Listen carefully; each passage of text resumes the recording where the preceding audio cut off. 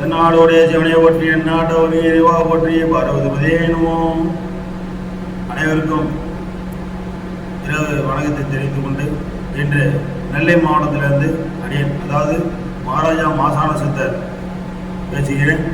ஆன்மீகத்தை பற்றி உலகளாவிய அனைத்து கருத்துக்களும் ஒரு சில குருமாக்களும் ஆசான்களும் நிறைய விதமாக மக்களுக்கு எடுத்து ஒரு சில விஷயங்களை சொல்லியிருப்பாங்க.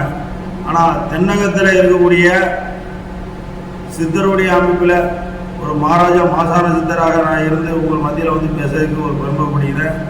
என்ன விஷயம் அப்படிங்கிறது மக்களுக்கு நான் தெரிவிக்கிறேன். எனக்குன்னு ஒரு ராஜாங்கத்தை நான் உருவாக்கிக்கிட்டு மக்களுக்குன்னு சொல்லி எனக்குன்னு ஒரு கூட்டத்தை வச்சு நற்பணிகள்லாம் செஞ்சு வந்துக்கிட்டு இருக்கேன். மக்களுடைய பிணிதிருக்க மகேசன் அருளால் இந்த இடத்துல உங்கள் மத்தியில் நான் பேசுகிறேன். அதாவது புரட்டாசி மாதம் 4ஆம் தேதி விஸ்வாவதி வருடம் இன்றைய பொழுது, நாளைக்கு மகாலய அமாவாசை, அடுத்தது கொழுக்கள் ஆரம்பிக்கிறது. அம்மனுடைய முக்கியமான பூஜைகள் எல்லா இடத்துலையும் தொடர்ந்து பூஜைகளும் செய்து வந்துக்கிட்டு இருக்காங்க. இதை பற்றி மக்களுக்கு ஒரு சில ஆன்மீகத்தை பற்றி எப்படிலாம் வளர்ச்சி அடையணும், என்னெல்லாம் நடக்கும் என்னெல்லாம் நடக்காது அப்படிங்கிற ஒரு சில விஷயத்தை பற்றி நான் இந்த இடத்துல உங்கள் மத்தியில் உரையாடுகிறேன். என்ன விஷயம் அப்படின்னா, அதாவது மனிதர்களுடைய ஆன்மீகத்தில் தெய்வ வழிபாடுகள் எப்படி ஒரு முக்கியமான கருத்து. சங்கு முத்ரா, இப்போ நான் சின்ன பிள்ளையிலேருந்து வணங்குறது இப்படி நான் வணங்குறது இல்லை, நான் இப்படி தான் வணங்கியிருக்கேன். முத்திர வழிபாடுகள் நமக்கு தேவை. தென்னகத்தில் இந்த ஆண்டு, அதாவது வட பருவம் ஆடிப்பட்டம், தென்னகத்தில் புரட்டாசி பட்டம். ஆனால் நமக்கு புரட்டாசி பட்டம் மலைகள் எதுவும் அந்த அளவுக்கு சிறப்பு இல்லை. அந்த காரணத்தையும் நான் ஒரு சில விஷயங்களையும் நான் சொல்கிறேன். ஆன்மீகத்தில் முக்கியத்துவமாக வீட்டில் நவ கிரகங்களுடைய தோஷத்தில் எத்தனையோ இடத்துல அதுக்கு பரிகார நிலையில் செஞ்சுருப்பாங்க. ஆனாலும் அந்த தோஷ நிவர்த்தியில் ஆகலை. அடுத்தது திருமணத்துக்குன்னு சொல்லி தாரதோஷம் சொல்லி அதுக்கு உண்டான பரிகாரத்தை செஞ்சுருப்பாங்க, திருமணங்கள் முடியவில்லை. அதுக்கு அடுத்ததாக புத்திர சந்தான இறுதி, புத்திர பாக்கியத்துக்கு தோஷம் செஞ்சுருப்பாங்க, அந்த பரிகாரத்தை செஞ்சும் புத்திர பாக்கியம் கிடைக்கவில்லை. இந்த மாதிரி ஒரு சில இது உதாரணத்துக்கு 2-3 இதுதான் சொல்லியிருக்கேன். பேசணும்னு நினைச்சால் அதை அடுத்தடுத்து நான் உங்களுடைய காணொலியில் நிறைய விஷயங்களை நான் சொல்கிறேன். ஆனால் இப்போ ஒரு குறிப்பிட்ட நிலைக்கு நான் சொல்கிறேன். அதாவது ஆன்மீகத்தில் உள்ளது என்னதான் பரிகாரங்கள் செய்தாலும் மனிதனுடைய ஜனன கர்மா அப்படின்னு சொல்லக்கூடிய இது இருக்குது. ஆன்மீகத்தில் தினசரி கோயிலுக்கு போய் நான் வணங்குறேன், என்னுடைய காரியங்கள் எல்லாம் தோல்வியில் தான் இருக்குது, வெற்றியாகலை. ஒரு சில இதை பாதிப்பு தான் அதிகமாகுது, விரக்தி அடைகிறாங்க. சோதனை இறுதி காலத்தில் நீ வணங்கலையா என்று தான் அந்த பகவான் எந்த தெய்வத்தை நீ நாடி போறியோ முழுமையாக அதே ஒரே தெய்வத்தை நீ நாடிப்போ அப்படிங்கிறது தான் என்னுடைய கருத்து. அது எந்த தெய்வமாக இருந்தாலும் சரி, சுரூபம் ஒன்று தான். ஈசனுடைய அருளால் ஒரே சுரூபம் தான் அனைத்து பக்கத்திலும் இருக்குது. அதனால் ஆன்மீகத்தில் நாட்டத்தை உள்ள நார்த்தியும் முதல் பக்தர் என்னை பொறுத்த வரைக்கும். ஏன்னா அவன் தான் தினசரி மூச்சுக்கு 24 மணி நேரம் சரி, அந்த 365 நாளும் கடவுள் இல்லை கடவுள் இல்லை கடவுள் இல்லைன்னு சொல்லிட்டு முதல் பக்தன் நான் சொல்கிறேன். ஏன்னா அவனுக்கு தான் எல்லா பிரார்த்தமும் கிடைக்குது. ஏன்னா நம்மளுடைய இதில் என்னென்னா, அந்த சாயந்தரம் 6 மணிக்கு பூஜை விளக்கு பொருத்தும் போது பூஜை கொடுத்தாங்க, அந்த நேரத்தில் கடவுளை கும்பிடுதான். மிச்ச நேரத்தில் அந்த கோயிலுக்கு போகிறான், கோயிலுக்கு போயிட்டு சாமி நினைக்கும். அப்போ ஒரு நாளைக்கு எத்தனை வாடி நினைக்கிறான் மனிதன்? சராசரி ஒரு 4-5 ட்ரிப்பு அந்த தடவை தான் நினைக்கிறான். அப்போ பிரதிபலன் அவனுக்கு கிடைக்கல, ஆனால் விரத்தி ஆகிறான். ஆனால் அந்த விரத்தி ஆகாமல் முழு நிலையாக எங்களுடைய கூட்டத்தில் எல்லா விஷயத்தையும் நான் போதனத்தை நான் கற்றுக் கொடுத்துக்கிட்டு இருக்கேன். எனக்கு இருக்கக்கூடிய என் கூட இருக்கக்கூடிய நபர்கள் இருக்கக்கூடிய நபர்கள் கொஞ்சம் நினைக்கிறீங்க, ஆனால் ஒவ்வொரு கூட்டமும் 1000 கூட்டத்துக்கு சமமாக மக்கள் என் பின்னாடி இருக்கிறாங்க. இதுவரைக்கும் என் சார்ந்து என் வழியில் தோன்றிய என்னுடைய பின்பற்றி என்னை நாடி வந்த மக்களுக்கு எந்தவித குறையும் இல்லாமல் செல்வ செழிப்போடு தான் இருக்குது. தென்னகத்தில் ஹைகோர்ட் மகாராஜாவோட அருளாலையும் சிவனுடைய அருளாலையும் மகா ருத்ரகாரி அருளாலையும் பெரிய பெரிய யாக வேள்விகளும் சரி எல்லா இதுவுமே செஞ்சு நற்பணிகள் செஞ்சு வந்துக்கிட்டு இருக்கேன். ஆனால் மக்களுக்கு ஒரு முக்கியமான ஒரு விஷயத்தை வந்து நான் சொல்கிறேன். தெய்வ வழிபாடை வந்து இன்னலுக்கு வரும், கஷ்டங்கள் வரும், துன்பங்கள் வரும், ஆனால் இறுதி வரைக்கும் நீ வந்து பயணித்தால் உனக்கு வெற்றி கனியே கிடைக்கும் அப்படிங்கிறது தான் உண்மை. அடுத்தபடியாக இந்த புரட்டாசி மாதம், அதாவது கொலு தசரா திருநாள் இறுதியில் முடிந்த பின்பு சூளம், அதாவது காளியுடைய பூஜை, சூளத்தினால் குருதி பூஜை வந்து ஒரு பூஜை, ஒரு பிரமாண்டமான ஒரு பூஜையை வந்து நாங்கள் வந்து நிகழ்த்த இருக்கிறோம். அந்த பூஜையில் என்ன அப்படின்னா, குருதி பூஜையில் உள்ள தீர்த்தங்கள் வந்து மக்களுக்கு ஒரு பிரசாதமாக ஒரு கலசத்தில் கொடுக்கப்படும். அந்த கலசத்தில் உள்ள குருதி பூஜையுடைய அந்த தீர்த்தம் வந்து என்ன பலன் அப்படிங்கிற விஷயத்த நான் சொல்கிறேன். குடும்பத்தில் உள்ள பிணிப்பிடை, கணவன் மனைவி பிணிப்பிடை, குடிப்பழக்கத்தினால் வந்து சீரழியக்கூடிய மக்களுக்கும் சரி, கணவனுக்கும் சரி, தகப்பனாருக்கும் சரி, இந்த குடும்பத்தில் யார் குடியினால் அவஸ்தப்படக்கூடிய நபர்களுக்கு இந்த தீர்த்தத்தை கொடுக்க வேண்டும். அதுக்கப்புறம் வந்து திருமணம் ஆகாத பெண்களுக்கு தலையில் சிரசில் வந்து குளிக்க வேண்டும். புத்திரபாக்கியம் இல்லாதவர்களுக்கு இந்த தீர்த்தத்தை வந்து அதிகாலையில் அருந்த கொடுக்க வேண்டும்.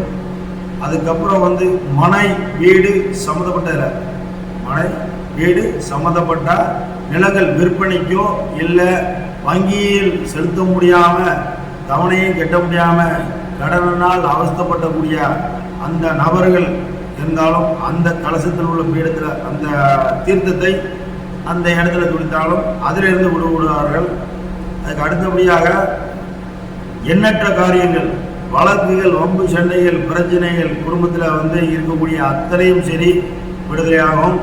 என்னுடைய சார்ந்தையில் இப்போதைக்கு தற்காலிகமாக ஒரு சில பிரச்சனைகளை வந்து தீர்த்து இன்னைக்கு வழக்கு வரைக்கும் போய் ஒரு சில இதெல்லாம் தீர்த்து என்னுடைய கூட்டத்தில் இன்னான்னு சொல்லி நான் வந்து ஒரு மனிதனை வந்து குறிப்பிட்டு நம்ம ஒரு விளம்பரத்தை தேட விரும்பவில்லை. ஏன்னா ஒரு சில நபர்களை வந்து ஆன்மீகத்தில் சார்ந்து விளம்பரத்தை உருவாக்கி அந்த விளம்பரத்தினால் வந்து பழங்காசுகள் சம்பாத்தியம் பண்ணணும்னு சொல்லி ஒரு இதை வந்து பெரிய அளவில் இது பண்ணுவாங்க. புரட்சிகரமாக ஒரு வீடியோ, அதாவது காணொலியை பதிவு செய்து அதை வசூலித்து பணம் சம்பாத்தியம் பண்ணணும் அப்படிங்கிற ஒரு விஷயத்தை வந்து கொண்டு வருவாங்க. ஆனால் என்னுடைய சார்பில் மக்களுக்கு வந்து பணம் தேவை தான், இல்லைன்னு இல்லை. ஆனால் வந்து அதுக்குன்னு ஒரு சில வழிமுறைகள் சொல்லி தானாகவே பணத்தை உருவாக்கக்கூடிய நிலையை என் வழியில் வந்து வரக்கூடிய நபர்களுக்கு அத்தனை பேருக்கும் சொல்லி கொடுத்து இன்றைக்கி என் கூட்டத்தில் இருக்கக்கூடிய அத்தனை பேர்களுக்கும் ஒரு சில பெரிய அளவில் இல்லைனாலும் இன்றைக்கி உண்டான வாழ்வாதாரத்தை நம்ம பெருக்கி கொடுத்துருக்கோம். அதனால் வந்து அடுத்த இந்த புரட்டாசி மாதம் இறுதி தசரா முடிஞ்ச பின்ன அதுக்கு மகா ஒரு குருதி பூஜை ஒன்று பண்ண போகிறோம். அந்த தீர்த்தத்தின் பிரதிபலனை வந்து சொல்லியிருக்கோம். ஆனால் எண்ணற்ற விஷயங்கள் இருக்குது. அதுக்கப்புறம் அழிவுகளுடைய நேரம், தென்னகத்தில் பெருஞ்சூறக்காற்றும், அதுக்கப்புறம் வந்து அதிக கனமழை சேதங்கள் உருவாகுது. அந்த சேதத்தையும் தடுக்கிறதுக்கும் ஒரு சில பரிகாரம் எனக்குமே வந்து திருநெல்வேலியில் 2025 கார்த்திகை மாதங்கள் இந்த ஒரு பிரளயங்கள்லாம் உண்டாகும் சொல்லி சிவயாத்திரை பிரமாண்டமாக நம்ம பண்ணியிருந்தோம். அது போக வந்து இப்போது கடந்த ஞாயிற்றுக்கிழமை வந்து மேலத்தாழ்ந்த வீரமுனீஸ்வரர் சுவாமி கோயிலுக்கு, திருக்கோயிலுக்கு பணிவிடை செஞ்சு திருவிழாவை நடத்தியிருந்தோம். அதே மாதிரி எண்ணற்ற கோயில்களுக்கு என்னுடைய சாஸ்திர முறையில் ஒரு சில பரிகாரங்கள் செஞ்சு வச்சுருக்கோம். எல்லாத்துக்கும் தெரிந்த வேதங்கள் ரிக்வேதம், கஜுர்வேதம், சாமவேதம், அதர்வண வேதம், இந்த 4 வேதங்கள் மட்டுமே தெரியும். ஆச்சாரியர்கள், குருமாக்கள், வேத சாஸ்திரங்கள் அவர்கள் படித்தவர்கள் மட்டும் இந்த 4 வேதங்களை மட்டுமே கையாண்டு மக்களுக்கு வந்து ஒரு சில இதை வந்து செஞ்சு வந்திருக்காங்க. ஆனால் என்னுடைய சார்பில், அதாவது 5ஆம் வேதம் அசுர மார்க்கம் உனக்குள் நானே, பிரபஞ்சத்தில் இறுதியில் அசுர மார்க்கமே என்று நான் வந்து மக்களுக்கு அனைவருக்கும் சொல்லிக்கிட்டு இருக்கேன். ஏன்னா களி முத்தி போச்சு. களிக்கு அதான் அன்றே கர்மா அன்றே களி அப்படின்னு சொல்லிட்டு யாருமே வந்து அந்த அளவுக்கு செய்ய மாட்டேங்க. அந்த கழிக்கக்கூடிய விஷயங்களும் தனிப்பட்ட முறையில் என்னுடைய கைபேசி எண் இருக்குது, இதில் நான் பதிவிடுதேன். அது என்னை சார்ந்த என்னோட பயணிக்கக்கூடிய சக ஆன்மீக பக்தர்களுடைய நம்பர்களும் அதில் இருக்கும்.